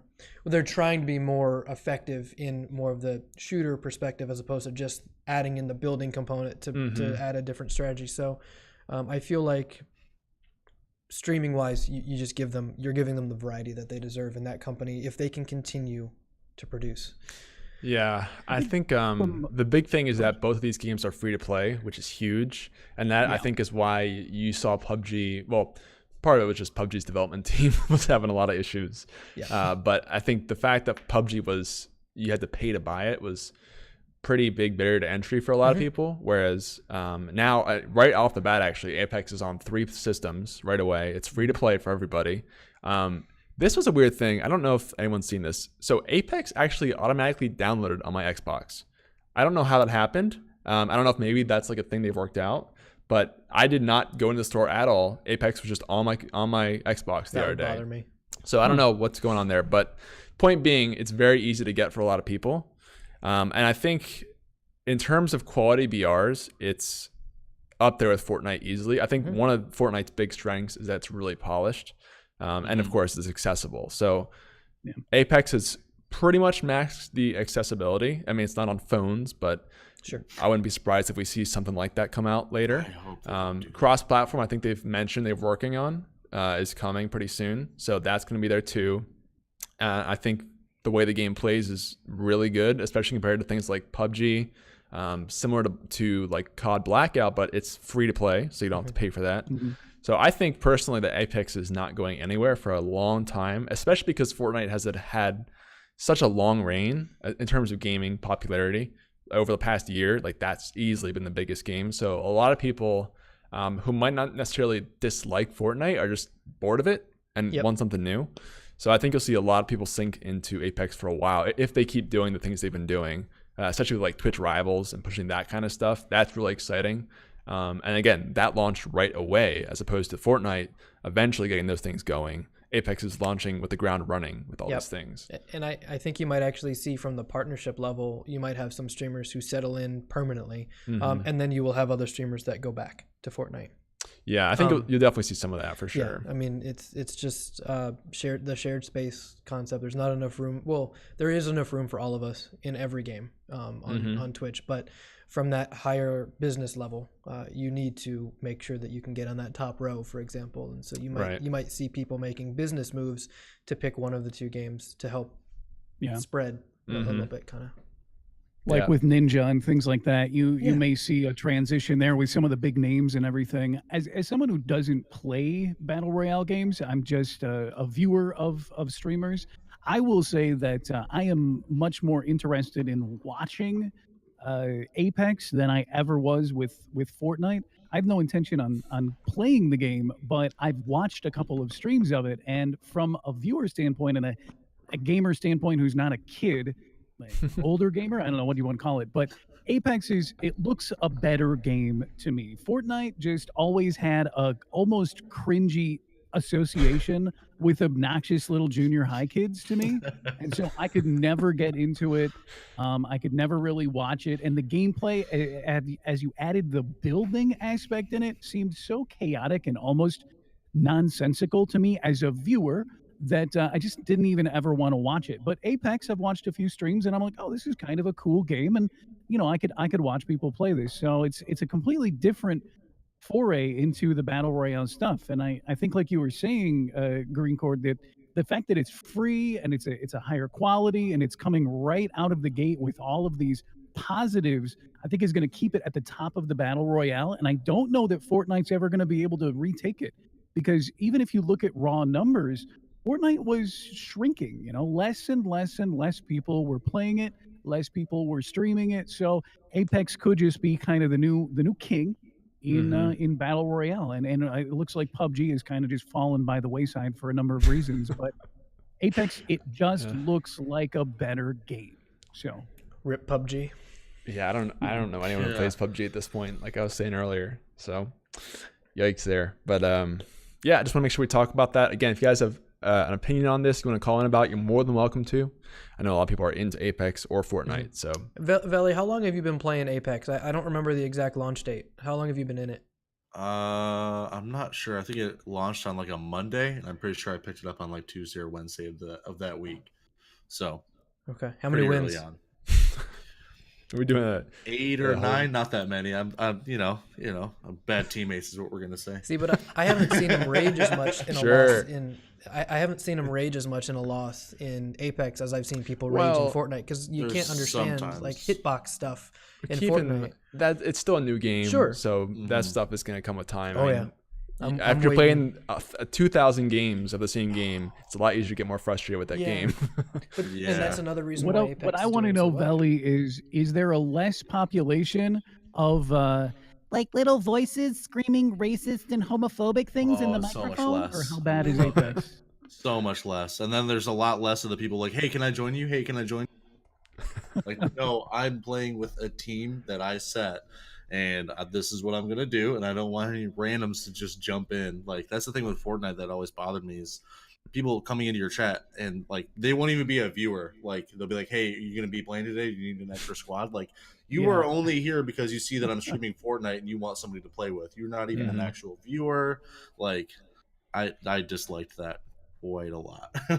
So even from a streaming perspective and a viewer perspective, it's just better. It's so much more fun. Oh my gosh. Britt, I challenge you to Apex. Oh gosh. I don't even know. I've literally never played a single game of a battle royale. I'll be making a video. Now is the time. Yeah, there you go, Phil. All right, let's move on to the next question, which is from Heedham730. Pop that up really quickly. What do you do when your hand starts hurting or other types of discomfort in a long stream? Do you play through? So basically, I mean, the hand is pretty specific, but I mean, you talked about eyes before or headaches, or what do you guys do when that happens to you and you plan to stream for a while longer? Walk away from whatever is causing that discomfort. I put the model down. I'll do a whip session. I'll leave the desk. I'll do a chair stream, right? I have a couple of wigs that sit on the back of my chair. And I'll walk away. Everybody gets to see Charon for a few minutes. I'll go get a glass of water. If my hand's cramping up from holding the brush, I'll stretch my hand out a little bit. Maybe I have a bad habit of cracking my knuckles. So whatever I can to just kind of loosen up. If Hypermom's still awake, I'll go give her a hug and kind of just clear my head for a minute or two and then come back. But whatever the discomfort is has to be removed as soon as possible. If you're in the middle of a huge game in Apex or Fortnite, or if you're trying to finish this very last part of an MMO, if you can play through just getting to a spot where you can stop, then stop and get up, walk away, and or whatever you can do. But you know, something like your hands, your eyes, you need those to do your stream. And if you can't play through that. You can't. What do you guys There's a think? little of a playthrough it component, but for the most part, it's welcome to the BRB screen. So you gotta breaks, like I'm saying earlier, is a great thing to have. That's again, I recommend everybody set up a little BRB screen for that. You know, give yourself 2 to 5 minutes, take some breaks. There is some playthroughs. I'm sure Veli doing those competitive games where it's a match. You probably do a lot of play through the pain kind of thing until you're done if you got like a sore hand or whatever. You have to. Like you can't just like get up in the middle of a game and Sorry, just be like, all right, team. guys, my hand hurts. Be right back. Right. I mean, Hopefully I don't die. finish the match, right? Yeah, right. Exactly. Yeah, You finish have to the play match, through. right? Yeah. Right. Yeah, this is kind of goes back to what we said earlier when like taking mini breaks can help sometimes if you have that. I kind of compare this to working out in a little bit of a way. So my belief with like exercise is that so I do weightlifting. If you're going to hurt yourself doing something, it's not worth pushing through to set yourself back like a week. So if you need to, like if something's killing you and you're just going to do more damage by continuing to stream, then I mean, put yourself first, take care of yourself. Don't hurt yourself now and be out of commission for a week. And then, you know, that's a bad situation to be in. But at the same time, like you shouldn't just give up when your hand hurts a little bit or like there's some small discomfort. Yeah. And if I could kind of expand on that, taking care of yourself a little bit more, if you're sick, if you were injured off stream, something like that, and you just don't feel like you've got it in you because, you know, you're still having some effects from being injured or, you know, family members are still sick. If my daughter's up all night sick, I'm not going to go force a stream while she's screaming in a baby monitor, right? You have to know your limits. You are there to provide content to your viewers, but you're not obligated. You know, you're not going to run into an issue like a store. If they don't open on time, there's a problem. If your stream doesn't start on time because you're not feeling well, it's a little bit different. I know we do look at some of this as like mini businesses in some cases, especially with the full-time aspect. It's tough, but you have to take care of yourself first, because if you don't, you won't be streaming in the long term. Yeah, I think, like you mentioned earlier, adaptation can be really helpful. I know one big thing I see a lot of is some streamers who will typically use a webcam will sometimes turn off the webcam for certain streams, just because like maybe whatever, they aren't feeling the best and they don't want to show themselves on camera, or they didn't put on makeup or whatever it is. There's still ways you can find to stream if you want to, and just kind of adapting to whatever is the issue that day. Right. So that's worth considering before just if completely you know that you're cutting it out. prone to some of those problems, like if you got hand issues or whatever, I actually keep a couple of these by my desk. I'll put one on for you. If I'm doing a lot of clicking, I can start to get like some numbness or nerve issues or whatever. Put on like some compression gloves. Put on some kind of a brace or whatever. Like prepare yourself if you know that you're prone to this. Prepare before the stream and make sure you've got the things that you need as well. If you know that you're prone to like headaches from lights or something like that, talk to a doctor, check out medications, do things that you can do to help prevent that. Little things like a compression glove or a brace or something. If you know you're having issues, make sure you're just taking care of yourself normally as you would outside of streaming. So that can help as well. Right. Yeah. You got to be able to take care of yourself to give your best to other people first. So good question though. So thank you for that, Heat Hum.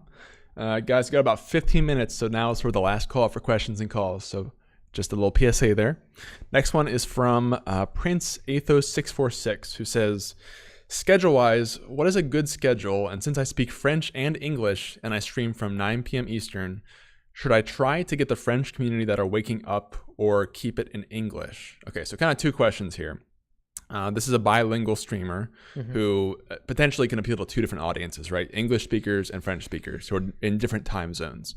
So with that in mind, what would you guys think he should do with his schedule? Should he try to go after both audiences? Should he just pick one at a time? What would you recommend there? That's a really tough one, because from a scheduling perspective, you want to do what works for you first and foremost. Like if you have the flexibility to go one way or the other without interrupting the entire rest of your daily life and daily routine, like Britt was saying earlier, I could have done late night or I could have done morning.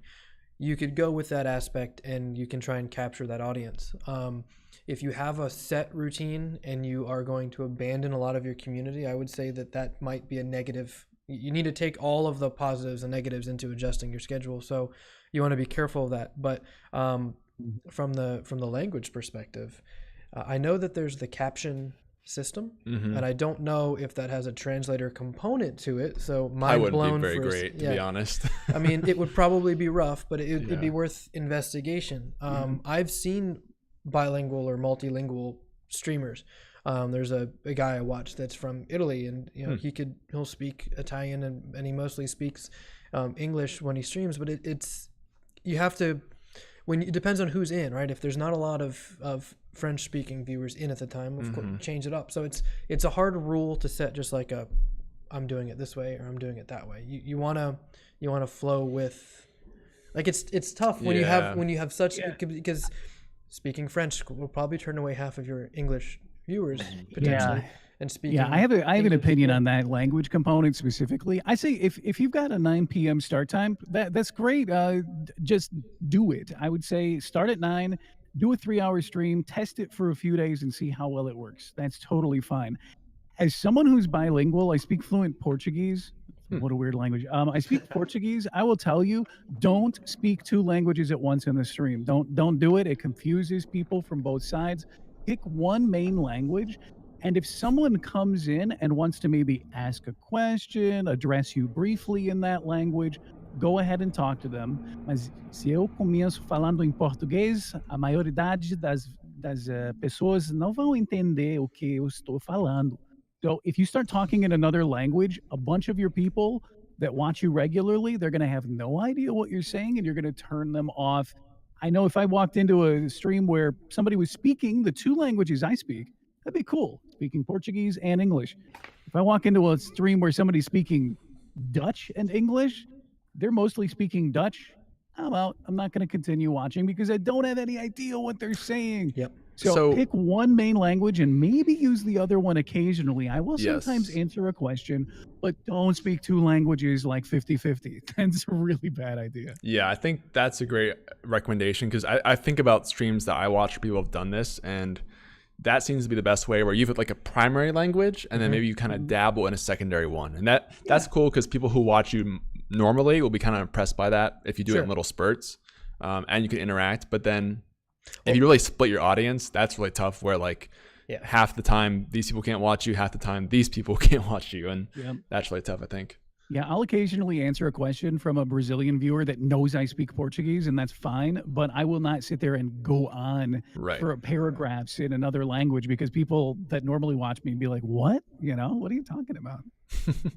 Right, but then, like GamerDad said, like the schedule question kind of comes down to you. Although it's tough when you speak like a non-dominant language, because I mean, you can try to stream at your schedule, but if the people who speak your language are just not on Twitch at that time, you might have to adapt that a little bit. Right, but I think the point I was trying to make was, don't break your back trying to force to another time slot when at the sacrifice of your regular schedule and your already solidified community. Assuming you're not like a new streamer, if you've got a, like Veli pushing into some of the night streams, that probably felt a little uncomfortable at first, going into some of those late nights. So it's hard, and you have to structure the rest of your day around it. And I'm sure there's a lot of stuff at home that Veli had to kind of adjust where reasonable to make the decision on which nights to stream and all that. So changing your schedule is a risk, right? You want to be very careful.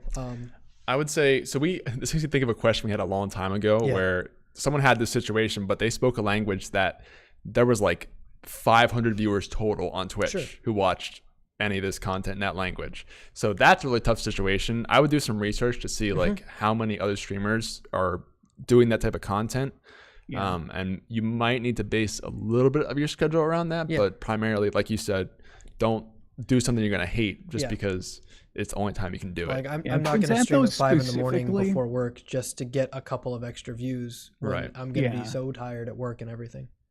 Yeah, I say Prince Anthos specifically, if you're thinking 9 p.m. Eastern, do it. Speak English, because you're going to get the most Twitch viewership capabilities with English. It is the predominant language. But make it known through your streams that, hey, you know what, guys? I do speak French, so if you got some questions, throw them at me. You will eventually develop a little bit of a following there, but I would say do your 9 p.m., keep it in English, and then just kind of develop from there, whatever works for you as you grow. Is there a multilingual tag now with all of the, or is there a? I don't believe so. I think you can do multiple languages. Okay. As far as I know. It defaults to like whatever English. Ours is English, for example, but I think you could add in another language if you wanted to. Yeah, you can change it. What did you say? You can change that. You can. Okay. Just making sure. Cool. But I don't think there's a multilingual tag specifically. Right. Okay. Bella, do you have any other thoughts to add? I know you didn't say anything there. No, man. I mean, everybody kind of nailed it. I mean, I definitely think that you don't want to confuse people as much as possible. So one language predominantly is better for sure. Gotcha. Cool stuff. All right, guys, we have about 8 more minutes here. So let me read off. We did a few subs really quickly. I want to make sure I read those off. So thanks to Spartan BL, Morty Rocks, Servo the Dog, and Reaper Grim for subbing, guys. It really means a lot. Thanks for helping us do what we do here, supporting our show. Okay, we have no more questions in the queue from the production room here. So, one's about ready to go in, it sounds like. So, 1 second here. You're good? What? There's no questions in the queue. I can't read any. Ain't tight, chat. Just to show it on the screen, it's got to be fancy. So We streamed before, don't worry. Okay, here we go. Here's one from guest AC1234. It says, what are you guys' thoughts of having multiple game launcher programs like Origin, Epic Games, Steam, etc.? Do you think from a gamer consumer perspective, it's healthy for the habit? What are your thoughts on it? So just overall, I guess, what do you guys think about having multiple different launchers for games? Is that annoying to you as a streamer? Is it not really a big deal? What are your thoughts? I was spoiled by using Steam for a while, and then like when Fallout 76 came out, I was forced to use their launcher, and it's ultimately the same hard drive that you're filling up. So Epic launcher here, Origin launcher there. The key is just making sure they don't auto launch when you start your computer. And if you turn that off, it's all just getting in the habit of knowing what to launch. Mm-hmm. Yeah, absolutely. As someone coming from MMORPGs, that's my history. Everybody had their own launcher. It's like, oh, you play Lord of the Rings and Star Wars and EverQuest and all that. I've got like 30 launchers on my computer, so it's not really a big deal to me at all. I'm not annoyed because I have to run 2 programs or something. I guess I wasn't super spoiled by Steam. So for me, I guess it's just an individual thing, and I don't really care. I can have as many launchers, but yeah, the startup thing, I don't want the 50 programs starting, but I could just turn that off, so it doesn't bother me. Yeah, that's a good point. It doesn't really annoy me too much because I just disable them all by default and then use them when I need them. But as far as like, I obviously, ideally, as gamers, we could just use one platform to do it all. That's never going to happen because of the market. So I don't know. To me, it's just like, what do you do about it? You know? Right. I am curious though for Veli, with you running, I think Apex is on Steam, right? That's Origin. No, Origin, yeah. Origin. Okay. Origin? Oh, So Origin. the Origin launcher, Steam games. If you go back to any other games, with you having such a high number of hours in streaming, where do you find the time to make sure you don't go live with a game that's not updated? I know Britt, you've dealt with this with a lower stream hour kind of quantity. But what about you, Veli? You're pretty much when you're on the computer, you're mostly live. So how are you? Right. You doing overnight updates or something? If I remember that morning, because I usually wake up like an hour and a half before my stream starts anyway. So if I remember, I'll try to update it, or if I hear about an update. But there's definitely been times, like especially for Fortnite, where if I start up a Fortnite game or I try to, and it's like, you have an update, see you in an hour. I'm like, all right, guys, we're watching videos today. What's up? Like, so it does kind of suck. I need to start putting like post-it notes all around my setup so I can like remember to do things, because like there's still things that I forget all the time, just like that, where looking for driver updates is huge, because then you have to restart your computer if there's an update for it. Stuff like that. You should start using green post-it notes and put them on the wall behind you. Yeah, so chat can remind me. Green screen. Yeah, there you go. Thoughts. That would look terrible. All the scheming happening. Cool. Well, any last thoughts on this question, guys? No, good. No, I'm good. All right. Thank you for the question. That was from, again, guest ACC 1234 or Gustock. I'll never know which one of those it is. But all right. Well, we had a question from Prince Athos 646 again. This one's been requested a little bit here. After getting affiliated, how did you guys choose your emote? Did you wait until you had a good community and do some sort of group vote? Or did you choose it yourself and pay someone else to make it? How'd you guys choose the emotes you're using, basically? So think of whatever emote you use on your channel. What was the thought process of making that emote? Mine's my logo. So that was a pretty easy situation. Simple enough. People use it a lot? Yeah. It was the higher tier one that was a bigger deal. But there was a lot of thought going into it. I wanted to find something that kind of met my community's content, right? What is my personality behind the stream, not just GamerDad, but so I figured with that stream personality, the family approach, and I had a picture of my daughter, and I just had her face cropped out, and then I had a picture of another random cartoon baby with a big set of headphones, and later on that one got replaced into a hypermom emote, which is actually my wife flexing up against a blank wall, and then we cropped her out and then made it a solid image, and That's cool. one of our True affiliates went and made the emote for me, and it's just hypermom hype. That's great. So it clicked for me. It was easy. It just clicked, but the struggle was definitely there to figure out what in the world I needed to create. Have you changed it since you made the logo emote, or has it always been that? It's always been that. Maybe not. I think I might have had. No, it was my old logo, and then it became my new logo. It was just really. Did you get that out like as soon as you got affiliated on there? Was it pretty quick, or did you wait a little bit to kind of put that up? I don't think I had any. Don't think I put out any emotes until I had it. So you waited till you had the right thing to put it up. No, it was just I was lazy. Oh, okay. New and young to it. So Fair enough. it just wasn't there. But now with how big of a deal people are making of affiliate, and they should. I mean, it's moderately easy to get, but it's still a major achievement. Sure. A lot of people want to do a couple of things before I get affiliate. I want to be prepared, or before I get partner, I want to be prepared, kind of thing. Which I applaud. It means you're taking it seriously. You're investing into your community. So I just never went that route. I was ready with sub badges though. Like I had a contest. We had everybody giving in ideas, and the day that I heard sub badges were live, so they were up. That's cool. Yeah. How about you guys, Britt and Veli? How'd you guys pick your emotes? Well, I was super creative. My name's Brihtwulf, and my emote is a wolf. So, I just completely went off board there. It's just a howling wolf. It worked perfectly. I mean, my name's Brihtwulf. It's a howling wolf. And every time we get a new sub, I do the same little, like, cheesy spiel and a wolf howl. So it totally fit. Yeah, pretty easy decision. Simple. Did you have that basically as soon as you got affiliated, or did you wait to have the art? As soon as I got affiliate, I was like, I really want to have something that just kind of fits with what I'm doing. And so the wolf howl thing was just the what I wanted to do. And I don't know, just it seemed cohesive, and wolves are a pretty easy thing. And so everything on my stream, a lot of the little cartoon things that I have are wolf based. I've got little like wolf things on my coffee mugs and stuff like that. So yeah. Gotcha. Very cool. Veli, how about you, my man? Well, I know that one time I was down in TRUgaming, you were actually like, we were thinking about like emotes for my page, and so you took a picture of me with some dumb cheesy smile, and you put an American flag behind it and some sunglasses on my face, which was fitting at the time because like there was a lot of like America hype in my channel and everything, so that worked for a while. And then recently, they're spamming it in the chat right now.